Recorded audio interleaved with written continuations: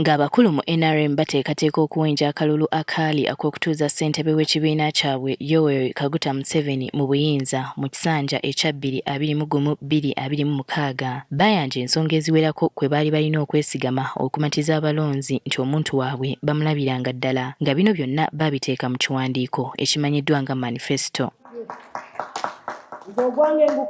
Mu bimu ku byenkizo bye baanokolayo kwe kwali okukola ku nguudo, okutondawo emirimu, okuggya abantu mu bwavu nga bayita mu nkola nga PDM, okunyweza obutebenkevu ko n'ebirala. Kati ng'ebula ennaku mbale ekisanja kino okuggwako, Ssaabaminisita w'eggwanga Robinah Nabbanja atugambye nti bwe beekuba mu torch balaba nga byonna bye baasuubiza eggwanga ebitundu 83 basobodde okubituukiriza. Mukimanyi bulungi nti twalazaanya abantu ebintu bingi naye ku ebyo ebitundu 88 bikoleddwa.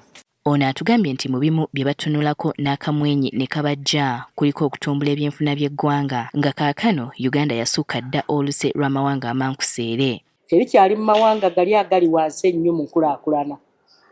Tuli mu wakati middle income status. Naye nga tusuubira nti bwe tunaayongera okuweereza tujja kulaba nga tweyongerako.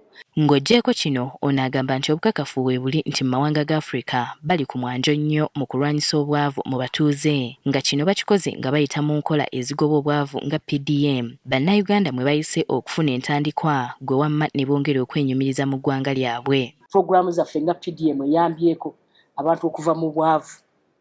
Naye ate tusuubira nti twagala tubakendeereze ddala. Ate abaavu nkupe bennyini abali obubi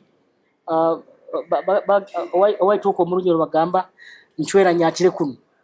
Twasanga nga bali bitundu 21.5 kakati ssaawa zino bali 16. Mu by'enguudo Nabbanja agambye nti Uganda tekyasabirwa anti nnyingi zikoleddwa so nga n'okusanga ekifo omuli enzikiza kati kizibu ddala olw'amasannyalaze kaakano agabunye kyenkana eggwanga lyonna. Abaana baffe basoma amasannyalaze tugwongeddeko ate tusobera okugwongerako okusinga ne bwe gali kati. Industries tuzongeddeko. Mbu mu nsonga z'obutebenkevu Uganda y'emu ku mawanga ageegombwa buli omu wano obumenyi bw'amateeka baabufuula lufumo so nga n'obwenkanya buweebwa buli abwetaaze era nga bwe byasuubizibwa mu manifesto y'ekibiina. Our country has remained stable and peaceful over the last 5 years. Kyokka newankubadde bino byonna Nabbanja abyogezza maanyi akkiriza nti wakyaliwo ebirumira nga bino bye bikyabalemesezza okutuukiriza ebitundu 13 mu manifesto yaabwe. Waliwo ebitakoleddwa ebitundu 12 ebyo tebinnaba naye of course ebikyagenda mu maaso yeeyo the East African Crude Oil Pipeline. Bagamba nti ebirumira ng'enguzi ko n'ebbula ly'ensimbi bikyali miziziko minene eri ebiruubirirwa byabwe. Of course mukimanyi nti oluusi ssente zitubula.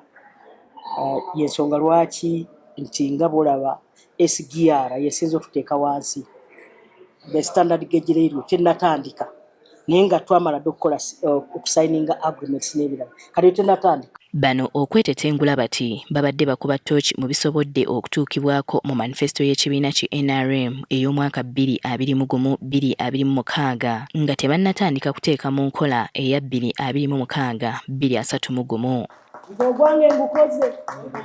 Winnie Tessa Nakayinja, Agafeeyo ku Spark TV.